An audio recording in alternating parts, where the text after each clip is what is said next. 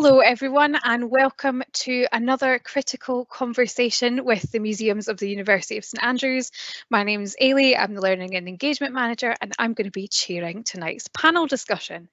And this evening's panel discussion is on the not insignificant area of religious divisions as they are represented in museum spaces. So we have a fantastic panel lined up for you of speakers who all bring a very interesting perspective to this discussion. So first of all, to mention that the discussion tonight is informed by our new temporary exhibition at the Wardlaw Museum, which is called Cult Church City, Medieval St Andrews. And in that exhibition, we focus on St Andrews as the home of the cult of St Andrew, the borough of St Andrews and the town and the urban activity, and also sort of St Andrews towards the end of the Middle Ages and towards the Reformation, which is where we encounter these issues of religious division. So thank you very much for joining us. Just one little bit of housekeeping. If you click on the three dots on your screen, you'll be able to turn on subtitles or live captioning for this event. So if you'd like that, then please do that. And you can also post any questions for our panel in the Q&A box. So they'll be ready and willing to take everybody's questions, I'm sure. So if you do have any at any point, do feel free to submit them. So without further ado, I will introduce our panel and ask them to tell us a little bit about themselves. So first on my screen, I have Donald. Donald, would you mind giving us an intro?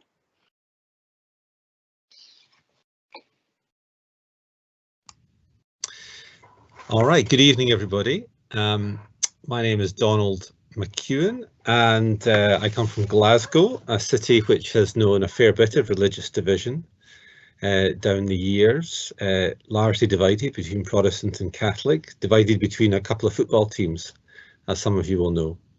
But I've lived in Fife for 20 years with my wife and a number of cats and a number of hens, which go up and down in number, but supply us with lovely eggs. I love music and I play a bit of golf, which is also a very divisive thing within St Andrews.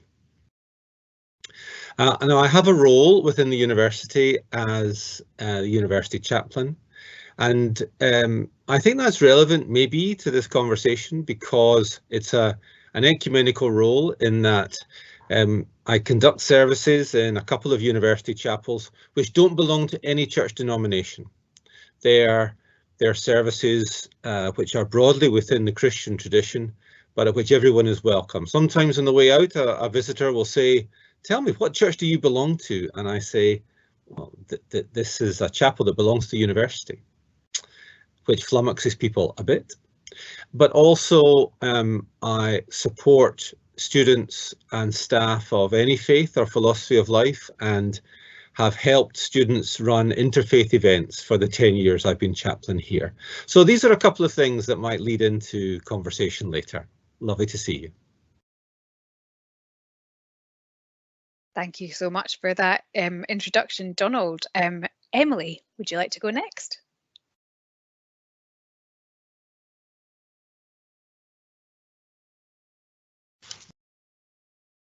Hi, just unmuting myself again. So I'm really excited to be here. I'll say that first. I'm Emily Michelson. I am a senior lecturer in the School of History and a member of its Reformation Studies Institute. I do not sound like I've been in Fife for 12 years, but I have, and am raising my family here. As a member of the Reformation Studies Institute, I broadly work on early modern Catholicism in Italy. That's my training and my background, but I'm increasingly interested in how the Reformation created a set of different religious cultures, how those cultures are shaped in contrast to each other, and what happens in the century or two after the Reformation when people from those different cultures then meet and encounter each other, how they feel about each other based on the backgrounds and the different religious contexts that they come from. And I'm also very interested in expanding that notion of interfaith encounter in the Reformation to include religions beyond Christianity. So Protestants, Catholics, Orthodox Christians, Jews, and Muslims primarily, but also others. In addition to this, I have a bit of a role in the university as an honorary lay chaplain. So I suppose this question of moving between religious cultures is part of my identity. Thanks so much, Emily. And last but not least, Elise, that rhymed. Thanks, Ailey. Good evening, everyone. Thank you so much for coming. It's lovely to be here. My name is Elise. I'm a postdoctoral researcher in the School of History, also in the Reformation Studies Institute. And I'm so excited to be here. Just finished my PhD recently. My research area is the religious turmoil of the Reformation and the early modern period. And in particular, I study a community of Roman Catholics living in the Reformed Netherlands, who in the span of a few years went from an almost entirely universal and dominant presence in society to a suddenly and shockingly marginalized religious group. And so I'm really interested in sort of how the trauma of this shift resonated across generations. And I'm interested in how this memory of religious violence affected the ways that they chose to rebuild their identity, and how this particular case study can be illustrative sort of more broadly. And I'm also interested in sort of the history of the Netherlands more broadly as like a really religiously plural country, and how Catholics had to exist alongside Calvinists, Mennonites, Lutherans, substantial Jewish and Muslim communities in cities especially, and that the fact that despite a lot of obvious animosity, that these groups sort of had absolutely no choice but to coexist, knowing that from the bloodshed of the Reformation, what horrific violence could result if they didn't figure out how to live with each other. And I think that living as members of minority religious groups by the standard of their time is really interesting.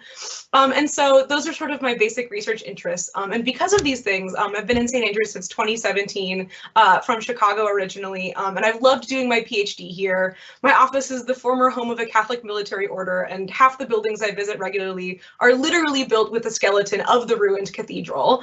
And as a historian of print, I love special collections. I love reading, remarkable diaries that survive from this time, how much we can learn from things like someone doodling in a school book or writing their name on the first page of a book of sermons. And then as a historian of religion, I'm fascinated by how St. Andrews was, and I think continues to be, a real hub of interfaith encounters going back to the earliest pilgrimages here. And so I love the way that the Word Loves New exhibition, and even just the experience of living in St. Andrews here day to day, walking around town, really sort of puts us literally in the place of the people who experience the religious violence we're talking about, and that even if their voices aren't preserved or passed down to us in a direct way, that we can still experience that by being here. Thank you so much for that, Elise. I think you've ended there on a note that I think we will pick up on again, that idea that material culture can maybe let us into some of the stories that that these people might have liked to tell about their lives. I think we've used the word Reformation a few times so far this evening, and just for a little bit of context, it would be really interesting, maybe Elise, if you would be able to give a little bit of background to our listeners this evening as to what is the Reformation in its broadest sense. I realise that this is an almost impossible task in a short period of time. Yeah, absolutely. I'd love to. So I would say generally when we talk about the Reformation, we're really referring to plural reformations, and reformations that sort of had this long history and this long buildup. So we're talking essentially about the 16th and 17th centuries in Europe, and this time of sort of enormous religious upheaval, and an upheaval that sort of ended up resonating across the globe very quickly. So after sort of this long series of sort of radical religious movements in the 14th and 15th centuries, you have the sort of infamous monk Martin Luther in the town of Wittenberg, who disputed some elements of Catholic theology and clerical abuse, which led to his excommunication. And this sort of thing had happened before, but what really made it different was the support of a powerful patron, so Elector Frederick the Wise of Saxony, and also the fact that he could sort of weaponize his criticism by leveraging the power of the printing press, which was a pretty new technology at the time. And so this sort of caused these shockwaves that led to a very quick and dramatic fracture of disputing religious movements within the next few decades. Surely you've heard of some of these different groups: Lutherans, Calvinists, Anglicans, Anabaptists, Mennonites. I think more than 40,000 Protestant denominations now. It's pretty remarkable. And this sort of was accompanied by this wave of iconoclasm, so the destruction of religious images and the sacking of churches, as well as sort of massacres and other kinds of religious violence. And we don't really know exactly how many people were killed or injured by this violence, but we do know that hundreds of thousands of people, millions maybe, were displaced and forced into exile, and that it caused a lot of sort of upheaval in society. And then sort of at the same time as this is happening, independently and also in response, the institutional Catholic Church was undergoing significant changes. So major reforms around doctrine, church leadership, education, all sorts of things that impacted the lives of every single person who remained Catholic in this period. And then just to emphasize again, the spread of printing technology and also the colonization of the New World that was happening at the time meant that these religious disputes were essentially broadcast all over the world pretty quickly after they happened. So it had these sort of global shock waves.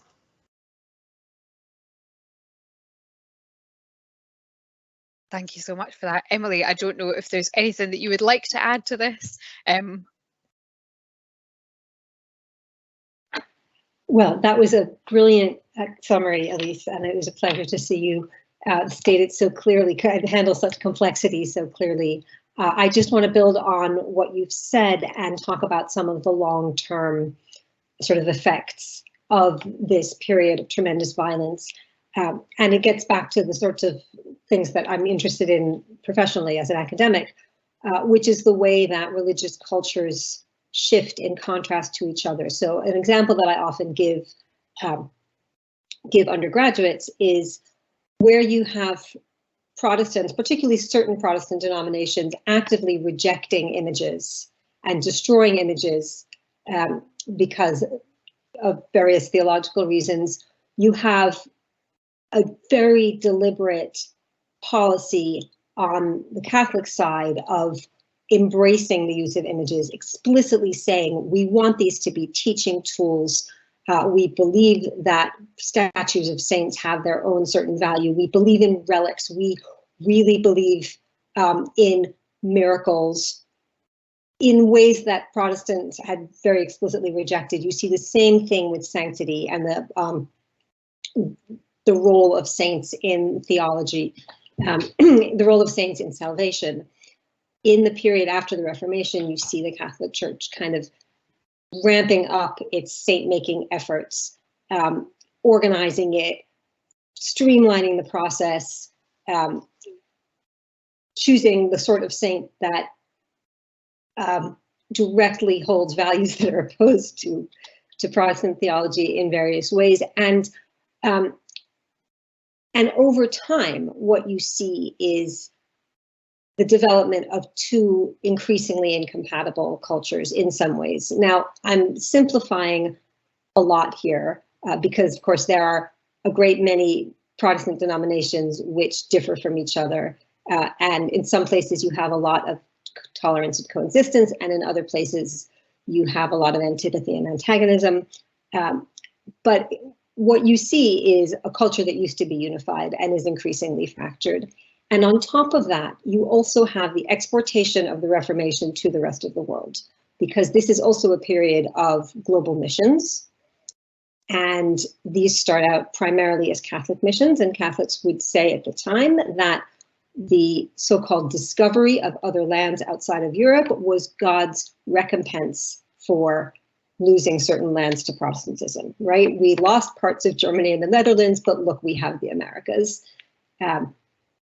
Eventually, the globalization of the Reformation becomes multi-denominational because we have Protestant missions as well. And in many cases, what you see is European Reformation battles being exported to other regions. But at the same time, we see the creation of relatively new indigenous forms of Christianity that are born of a hybrid of European missions and indigenous embrace of Christianity. And all of these things in some way reflect the long-term consequences of the Reformation, which is that Christianity becomes much more multiplex and diverse, and yeah, I'll say fractured, than it was before. Thank you so much both for such a comprehensive summary of what is obviously a very difficult subject to make comprehensive. I think it's really interesting when people think of the Reformation in the Scottish context, it can seem quite different. I think, Donald, you had spoken to a little bit the idea that actually in Scotland the Reformation was a slightly more peaceful endeavour than in other countries. I don't know if you want to speak to that. Okay, I can try. Though I'm not a historian, and it's lovely to be in the company of historians. Fewer people died in Scotland proportionately than in many other parts of Europe. In fact, very few died directly as a result of the Reformation in Scotland, and that's a good thing. St Andrews, on the other hand, is the place where they are commemorated, because largely that's where they did die, because it was the headquarters of the church in Scotland. It was the place of the greatest church power, and so when John Knox and other preachers who desired to forge a Reformation chose where to preach, they chose to preach in St Andrews as much as anywhere. There were figures before him who were very important, including Patrick Hamilton, who was put to death for heresy by the Archbishop outside St Salvator's Chapel in 1528. Correct me if that date is wrong, historians. Anyway, no, it looks like I got away with it. Anyway, it was on the 29th of February, I remember that. That's always a memorable date.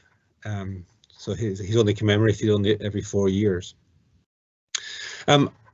But of course, there were other huge damages in Scotland, and particularly this affects material culture, such as the exhibition. I mean, one of the interesting things about Cult City, I've forgotten the last bit of the exhibition, but it's about medieval St Andrews, is how little there is there from medieval religious St Andrews, because in terms of architecture, much of it is rebuilt in Dean's Court and countless other buildings around St Andrews. And in terms of ornamentation, that would either have been destroyed or spirited away or reused, or in some cases never there. There is evidence that the empty niches in St Salvator's Chapel were empty at the time of the Reformation because they were there ready to be filled with statues as they were made, but they didn't get made in time before 1559. There's fragments in some ways of material culture. So interesting in the exhibition to see the head of Jesus that was put into a latrine. Well, I mean, it was found in a latrine. One imagines it was put there deliberately. People use latrines for the same reason in the 1550s that they used them in the 2020s. And they're not places that we honour. What's intriguing there, I think, is how could people who worship Jesus as the Son of God have thought it was okay to put a statue of him into a latrine? They might say, but it's not Christ I'm putting into the latrine. It's an idolatrous statue of him that I'm putting into the latrine so that it doesn't draw people away from the true faith. But that's such a fine distinction, isn't it? It must have gone. The historians never use must have, but I'm not a historian. It must have gone through their minds that this was sacrilegious to do this, even as they did it. It must have been such a fine line. There we are. I can get away with that. Elise and Emily, you can't do that. I'm done.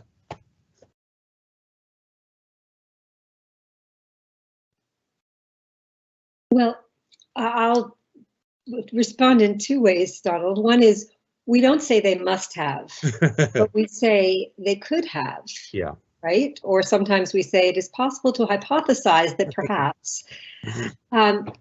But in terms of the statue and the latrine, and that one jumped out at me as well, I suppose it's less true of Christ statues than it is of saint statues, but I hold by the work of the scholar Carlos Eyre, who wrote a brilliant book on iconoclasm, where he really brings out that it's not that people suddenly stopped believing in the power of saints and of the images of saints. It's that they had loved those saints so much, and then to be told, actually, they have no power, right? Actually, you've been fooled all along, but that these were the people that they had, prayed to in their times of distress, that they felt close to, that they looked at in church, that they really felt were sort of the people looking out for them, only to feel betrayed and hurt. That it's not so much a rejection of the states of the saints as it is the anger at the betrayal that explains the level of violence of iconoclasm. And I mean across Europe. I don't mean in St. Andrews. And I always found that a really powerful explanation for why the iconoclasm goes beyond just let's destroy these images, but like let's gouge their eyes out and then burn them and then drown them in the moat, which is often what happened. Right? Why the extra violence? And it's the anger of betrayal. That's a really interesting hypothesis. I guess that makes sense, and it really it speaks to the human aspect of everything, doesn't it? It's just this visceral sort of reaction. So that's really interesting. I think the thing with iconoclasm, and we touched on this a little bit when we spoke about the exhibition itself, there are artifacts and objects that have survived from the medieval period in St Andrews, but there is no abundance. And I think as a museum, it's questioning how you use absence and silence in the form of missing objects or in the lack of sources to still bring these stories to the fore and to try to illuminate the past to visitors. It'd be interesting to hear, I don't know who might want to pick this one up, but just how would you advise a museum does this? Again, no easy question. If we don't have material objects that necessarily speak to certain religious division, how do you go about reconciling that and making sure that people's stories are heard? Elise, I think you might be up for it. Thank you. I think that's a wonderful question. And that's so funny. I have in my notes, head in the latrine in all caps. So I love that we all picked up on that. But yeah, I think that's a really interesting question. And I thought it was really striking in the exhibition too, how there are things, just sort of things that feel like sort of disembodied chunks of stone from the cathedral. And I think that oftentimes it's really interesting to see like that oftentimes there are these sort of conspicuous absences, like Donald was just saying about the sort of the sort of like niches that are missing statues for one reason or the other, that sometimes you can see if you can sort of like expose the wound of something that was there and was destroyed, that can be really powerful. Or another thing I think is remarkable, and I don't know as much about the Scottish context, but that we actually do have a lot of accounts of these experiences. So people describing what it was like to either be one of the people doing this or to witness this. And you see this interestingly for Catholics, oftentimes this, a statue is miraculously revived after being destroyed, and that's evidence of a miracle, and that's evidence of God's providence, and that's really fascinating. But oftentimes you see in the Netherlands, you have lots of accounts of people saying, oh, these people tore through the town, they threw all of our books in the river, it was snowing with the pages of torn books, and you have these really vivid, like really shockingly vivid and interesting descriptions. So I think that if you can show like the sort of gaps where things aren't, and you can fill it in with accounts that you have of the time, that can provide a really interesting perspective.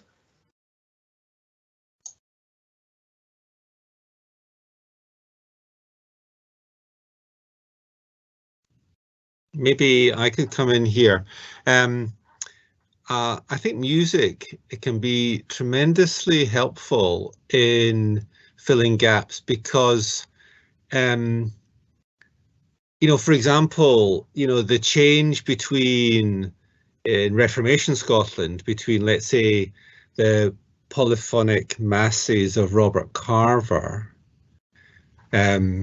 which might have been heard in some form or other in St Andrew's Cathedral, and then compare that with Genevan Psalmody, which is still sung today. Let's take the 100th Psalm, all people that on earth do dwell, probably the first sort of reformed hymns sung in English or written in English by William Keith, sort of early to mid parts of the 1500s, and sung to a psalm tune, you know, very plain and unadorned. And that can be a way, these survive, you know, the music manuscripts survive, and they can be sung today in performances that we believe can be pretty close to how they would have been before. So that I think could be helpful. That may not be material culture, but we hear with our ears, and they can be played on instruments. Of course, one feature of the Reformation was a turning away from musical instrumentation. But the human voice was seen as an instrument of a sort. And certainly in preaching, the human instrument was seen as very important. Human voice was seen as an important instrument for conveying the truth of God, and so on. So that's a little something. I don't know if it's a bit infra dig to have music playing as you walk around a museum, but I quite like it. I think it's more than okay to have music playing walking around a museum. My personal opinion. I think what's interesting there is that both of you have touched on this idea. I would summarize as kind of recreating the context in which these objects, you know, were discovered and survived in. And I guess the thing is with the museum is that in itself it is an inherently quite decontextualized space, isn't it? It's a space where objects are displayed. It's a space where people can come and study objects, can come and see objects, but in some ways it does strip objects of their initial significance. And I think this is probably especially important when considering objects that have sacred significance to whomever that may be. I think it would be really interesting to hear from anybody again who might be willing to pick this up, how you think you can, or if you should go about reconciling this, the idea of something being so detached from its original context and therefore changes the meaning so significantly. See who wants to pick that up. Emily? I'm not entirely sure that I can give you an easy answer to that question, or even that I can answer it, but I'm still going over in my mind this question of what do we do with the gaps in our knowledge, especially when things have been erased in the Reformation context, where the evidence was destroyed as an act of reformation so often. And I think that one thing that museums can do effectively is to show the gap, is to show this is where we know, and this is where we know there's something, but we cannot represent it, right? So that it never looks like you're telling the full story. Because we're never telling the full story. But to be able to say, this is our calculation of how much silence we have here, right? This is the level of our ignorance on this topic compared to a different one. And one thing that I'm going to very subtly steer this to something that I wanted to say, which isn't so far off what you were saying, which is that it's so impressive to walk into the medieval St. Andrew's exhibit and see how much expertise went into making it. Where we have detail, we have such beautiful little details, and so much knowledge. The reconstruction of Market Street is part of that, and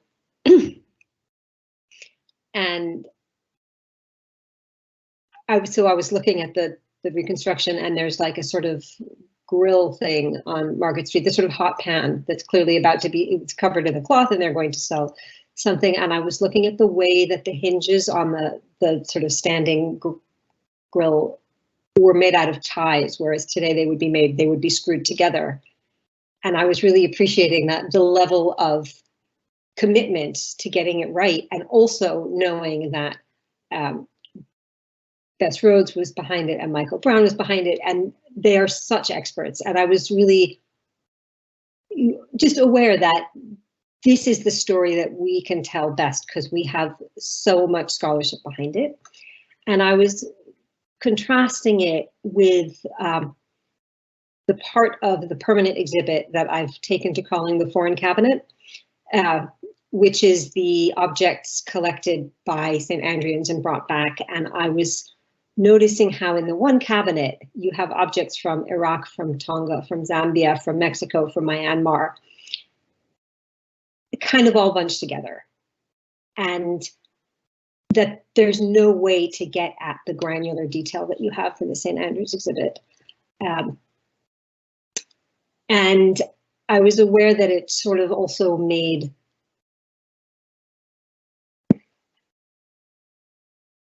I'm not sure where that thought's going. And I'm not saying we needed to have a cabinet in St. Andrews for every single one of those countries, because we don't have the knowledge to do that. But it did make me aware of the kind of the way that the Reformation is portrayed as kind of a conflict where we know a lot about all of the sides, as opposed to these objects where we didn't, there's so much silence around them.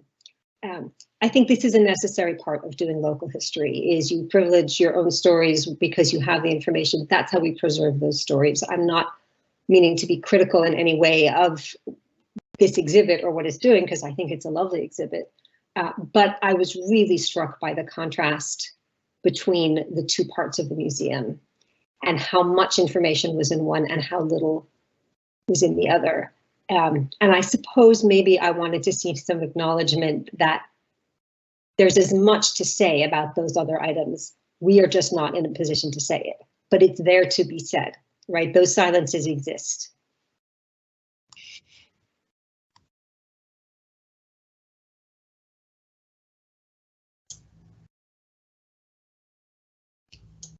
Sorry, I think, Elise, did you want to comment on that before I do?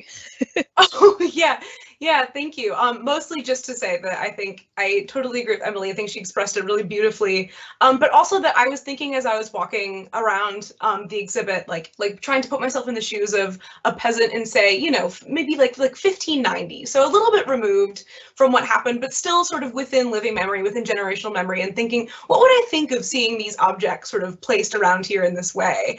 And I thought, well, it would probably be pretty jarring. But then I thought about it more, and I read the sort of tidbit that the statue of Bishop Wardlaw's head that they actually found in a window on South Street, and I thought, you know what, actually it would probably make a lot of sense to me as a 16th century peasant. So I think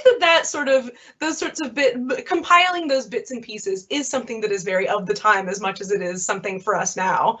And I also totally echo the sentiment is that I think that the digital reconstruction that so much work and time and energy has been put into, and I think is just really absolutely remarkable, just does such an unbelievable job of helping you sort of visualize yourself in that space. And I think that's such an important exercise in sort of understanding what the purpose of this history is, and also understanding just like having a sense of empathy, which I think is kind of the whole point of being able to really like feel and understand what it was like.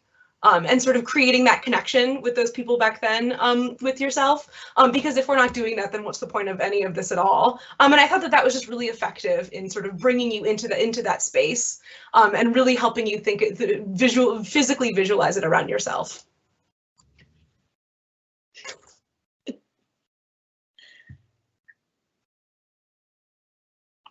Oh, I think, Emily, the red box has gone around me, but I'll hand it over to you in just a second, all right? I think, Ailey, your question was also saying, what's it like to have sacred objects in a seemingly secular place like a museum? And I think that's okay. I think that's okay, because I think in some ways medieval cathedrals were both sacred and secular at the same time. I mean, I don't think that would be a distinction that would have been understood so easily. They were quite mundane places as well, I gather. I mean, you would go and perhaps there might be various booths around the outside. You might do your business in and around the precincts. And that kind of distinction between it being the holy end of the town and everything else happening on Market Street, I think probably is not quite as hard and fast as we think. And after all, what are statues but beautiful things to look at? I mean, you can argue that, in fact, it's not, you know, the Reformation was kind of a contra-museum movement. It was contra churches and places of worship as museum-like. Right? The Reformation was very much not about a visual faith, but an inner faith, one in which one encountered God through God's word, unmediated by decoration, by pilgrimage, by penitential prayers, and by the sacramental system, although they did keep a couple in Scotland, 3 in Lutheran times a little bit. So I think it's okay as a Protestant, as a Reformed Christian. I think that's okay in a way. Or maybe I shouldn't be saying that. But the other thing is, of course, kind of depends what you do with it. So there's a couple of terrific books there. I mean, there's the Hippo, as it's known in special collections, which is the wonderful bound volume of maybe I shouldn't have said it's known as the Hippo, but anyway, it's that wonderful bound volume of works by Augustine of Hippo, one of the treasures of the university library. Now, we're not reading that in the exhibition to discover what Augustine thought, probably because most of us can't read Latin and it's behind glass and it's quite hard to see and it's only open at one page. And anyway, we'd probably nowadays go onto, you know, Google Scholar to read the works of Augustine or indeed our own university library and even borrow a book. So that's okay. You know, it's okay that its uses shade over time. And of course, books were designed to be beautiful very often. Books were often made as museum pieces in a way in someone's private library to be lusted over, as they still are. So I think it's okay for things to have multiple functions. What would be really interesting, Ailey, would be if you invited me and others to do a service of worship within that exhibition space, perhaps using different kinds of music before and beyond the Reformation, using scriptures both in Latin and Scots. Perhaps invite me to preach for an hour as the Reformation preachers preached for. And actually somehow maybe some of the objects there would gain a sacred sense again through being involved in worship. I'm not asking you to invite me, but if you did, it might be interesting.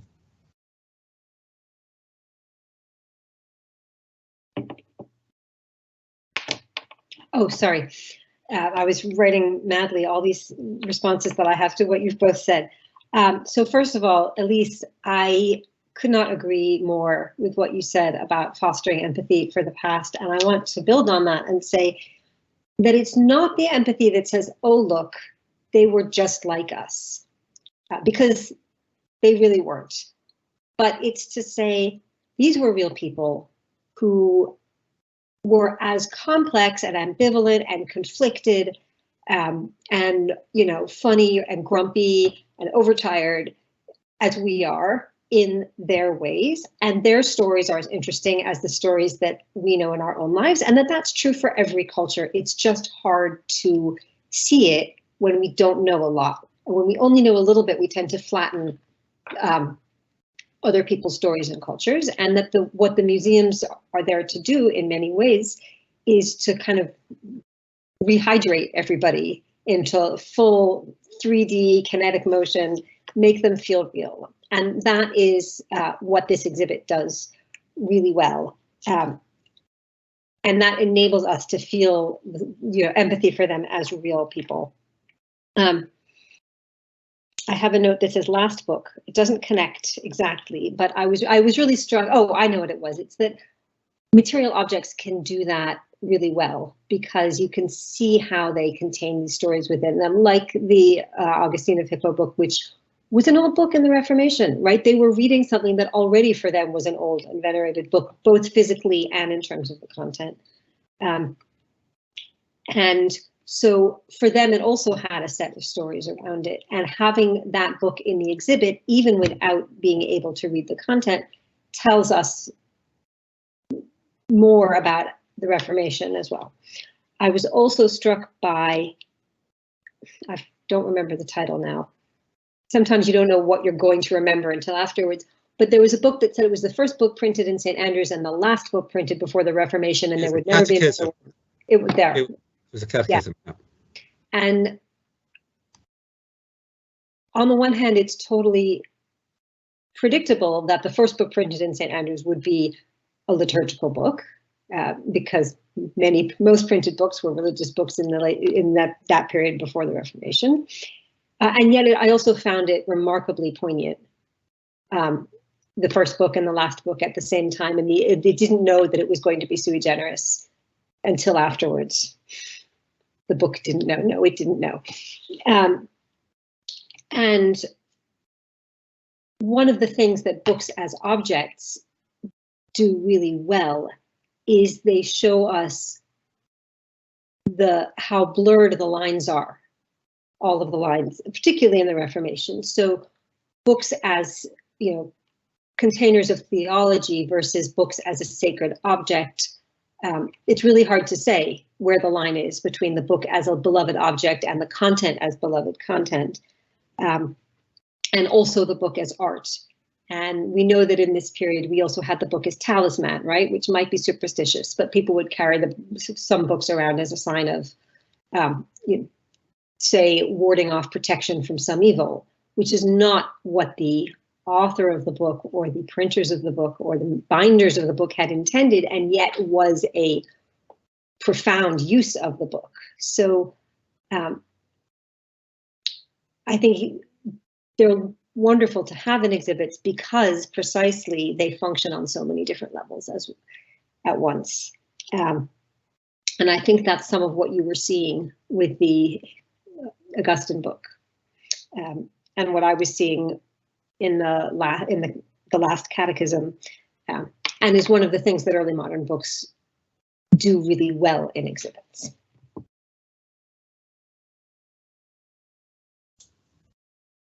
I totally agree, Emily. I think that's really well said. And I would add to your list of definitions of, especially with the Augustine book as community. I thought it was wonderful to see in that sort of like manuscript book that someone had done some manuscript annotations. Someone had clearly sort of repaired the vellum on one of the pages. It had been sort of carefully sewn together.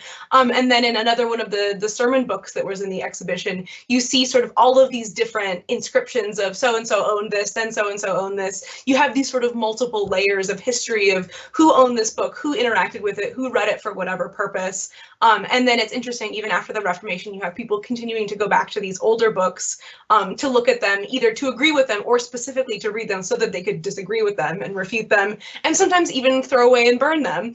So I think that it's really cool to see that the book is sort of this nexus of all of these different interactions, and sometimes it's sort of emblematic of a community interaction with it, or it's a series of owners across hundreds of years, but that it really sort of brings together people, all different kinds of people over one text, maybe using it in the same ways, maybe using it in different ways.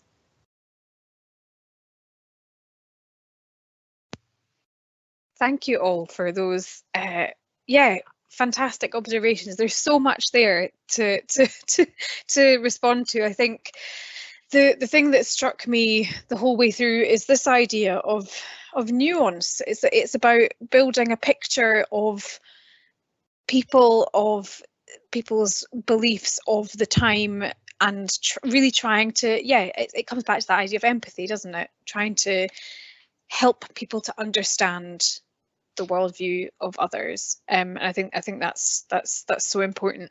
I think it speaks a little bit to your point, Emily, around the fact that, for the medieval St. Andrews exhibition, we have so much in the way of documentary evidence, of material evidence, that we can build this picture that really does let people into what life might have been like in the Middle Ages in St. Andrews, but that for other objects, we do not have that. And I think that really speaks to another project we're running at the moment called Recollecting Empire, which is the museums really sort of interrogating their own collections and working towards decolonisation of that. And the sort of process of that will become more and more obvious to our people who are tuning in and visiting the museum in the coming months.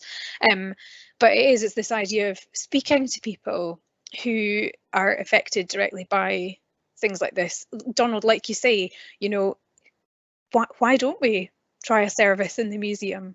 There's nothing to say that that's not something that museums should do or could do. So there's a lot to take away there, and we are at time for this evening. And I would just like to thank all of our panelists for those really fantastic observations. And I really do think that there's a lot there for us as a museum to consider, and a lot for everybody who's tuned in this evening to consider as well when they walk around a museum, and yeah, try and get into the headspace of the people that they're encountering in that space. So thank you so much, everybody, and good night.